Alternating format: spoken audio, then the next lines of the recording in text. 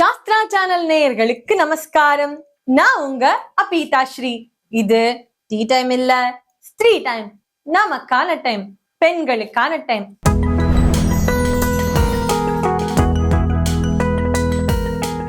இன்னைக்கு எபிசோட்ல நம்ம என்ன பார்க்க போறோம்னு சொன்னா, என்னோட லேட்டஸ்ட் எக்ஸ்பீரியன்ஸை உங்களோட ஷேர் பண்ணலாம்னு நான் வந்தேன். இது நான் கண்டிப்பா ஸ்திரீ டைம்ல உங்களோட சொல்லியே ஆகணும் அப்படின்னு அப்பவே நினைச்சுட்டு இருந்தேன். என்னன்னா, என்னோட பக்கத்தாத்துல ஒரு மாமி யூஎஸ்ல இருந்து வந்திருக்கா. அவ டெலிவரிக்காக வந்திருக்கா. அவ யூஎஸ்ல இருந்து வந்திருக்கிறதுனால குழந்தையும் பிறந்து 8 மாசம் ஆக போறது. யூஎஸ்ல இருந்து வந்திருக்கிறதுனால அங்க இங்க போகணும் அப்படின்னு நினைச்சுட்டு இருக்கா. குழந்தையும் தூக்கின்னு போகணும், எல்லாருக்கும் குழந்தைய காட்டணும். அண்ட் மோர் ஓவர், குழந்தைய பார்க்க வரவாளும் இங்க பார்க்கணும் அப்படின்னு எல்லாரும் ஆசையா வரா.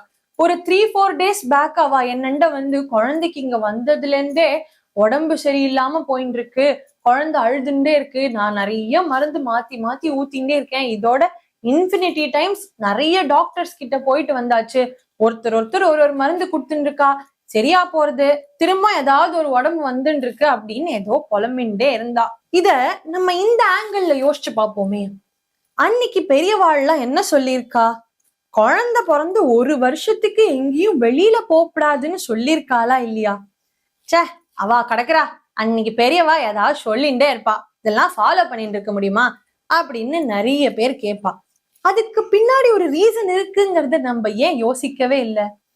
பிறந்த குழந்தைக்கு, அதாவது எவ்வளவு 1 வயசு ஆகுற வரைக்கும் அந்த இம்யூனிட்டி டெவலப் ஆயிண்டே இருக்குங்கிறதுக்காக வேண்டிதானே அவ அப்படி சொல்லியிருப்பா. அதை நம்ம யோசிக்கணும் இல்ல? இந்த வயசு அந்த குழந்தைகளுக்கு இம்யூனிட்டி கொடுக்க வேண்டிய வயசு தானே. இப்ப போய் நம்ம அந்த குழந்தைய தூக்கிண்டு அலைஞ்சுட்டே இருந்தா ஒண்ணு மாத்தி ஒண்ணு வந்துட்டே தானே இருக்கும். அதுக்கு நம்ம மருந்து ஊத்திண்டே இருக்கேன், மருந்து ஊத்தி, அது என்ன மருந்து ஊத்திண்டே இருக்கிறதுக்கு? அது என்ன உடம்பா வேற ஏதாவதா? மருந்து இருக்கேங்கிறதுக்காக வேண்டி வெளியில கூட்டின்னு போய் ஃபீவர் வந்துட்டு மருந்து ஊத்திக்கலாம், சரியா போயிடும் அப்படின்னு சொல்றது, இது என்ன பாயிண்ட்? யாராவது பிராயஷ்சித்தம் இருக்கு அப்படிங்கிறதுக்காக போய் பாபம் பண்ணுவாளா? இது என்ன நியாயமா? பெரியவாளா இருந்து நம்ம படிச்சிருக்கோம், அந்த குழந்தைகளுக்கு மதர்ஸா வேற ஆகிட்டோம். அப்போ நம்ம அதை யோசிக்கணும்ல. அந்த குழந்தைக்கு இப்போ இந்த வயசுல நான் இம்யூனிட்டி கொடுக்கணும், நான் போய் மருந்தா ஊத்தின்னு இருக்கேனே அப்படிங்கறத யோசிக்கணும்ல. அந்த நாள்ல நமக்கு பெரியவா சொல்லியிருக்கிறதுல ஏதோ ஒரு ரீசன் இருக்கு அப்படிங்கறத நம்ம நல்லா மைண்ட்ல வச்சுன்னு மூவ் பண்ணணும்.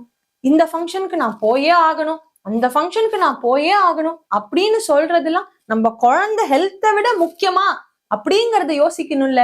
இது என்னோட பக்கத்தாத்துல மட்டும் இல்ல, நிறைய ஆத்துல இது நடந்துட்டு இருக்கு. சமீபமா இந்த சோசியல் மீடியா ஓபன் பண்ணாலே best month to travel with the baby அப்படின்னு போட்டு 3 to 5 months, 3 to 6 months அப்படின்லாம் போடுறா. இது என்ன பெருமையா? இப்போ அது ஏதோ ஃபிளைட்ல வேற விட்டுருக்காலாமே, ஏதோ ஒரு சர்டிபிகேட்லாம் first flight for the baby அப்படின்னு பெருமையா வேற காமிச்சுக்கிறா. இதெல்லாம் நீங்க ப்ரமோட் பண்ணிட்டே இருக்கிறதுனால இது சரி அப்படின்னு நினைச்சுட்டு அப்கமிங் மதர்ஸும் அதை பண்ணணும் அப்படின்னு சொல்லி ஆசைப்பட்டு இருக்கா. இதெல்லாம் நம்ம தவிர்க்கலாம் இல்லையா? பெருமைக்காக பண்றதை தவிர்க்கணும். நம்ம தேவைக்காக அந்த குழந்தைய வெளியில கூட்டின்னு போறதுங்கிறது சரி.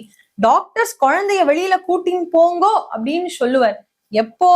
மார்னிங் டைம்ல ஒரு 2 hours வாக்கிங் கூட்டின்னு போங்கோ, வெளி உலகத்தை குழந்தை தெரிஞ்சுக்கட்டும் அப்படிங்கிறத சொல்லுவார். அதுக்காக நம்ம பிறந்த குழந்தை, இங்க தமிழ்நாட்டுல பிறந்த குழந்தைய கூட்டின்னு போய் நான் 2 வாரம் சிரபுஞ்சியில டூர் என்ஜாய் பண்ணிட்டு வரேன் அப்படின்னு சொன்னா அந்த குழந்தைக்கு கிளைமேட்டை ஒத்துக்குமா? ஃபீவர்ல இருந்து எல்லாம் வரத்தான் செய்யும். இன்னும் அந்த குழந்தை வளரும் போது என்னென்ன நோயெல்லாம் வருமோ நமக்கு தெரியாது. அதுக்கு நம்ம இப்பவே அந்த குழந்தைக்கு இம்யூனிட்டியை ஸ்ட்ராங்கா கொடுக்கணுமா இல்லையா? அந்த கடமை மதர்ஸ் ஆகிய நம்ம கிட்ட இருக்கா இல்லையா?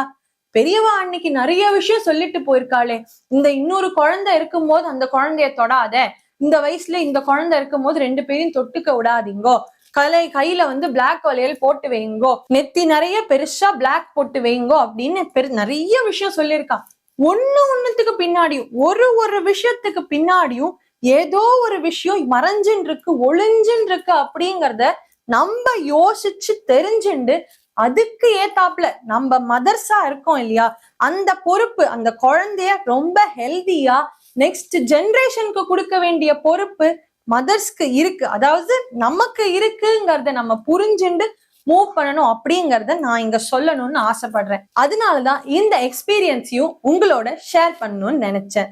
திரும்பவும் ஒரு நல்ல கண்டென்ட்டோட உங்களை மீட் பண்றேன். Until then, bye from Apita Shri.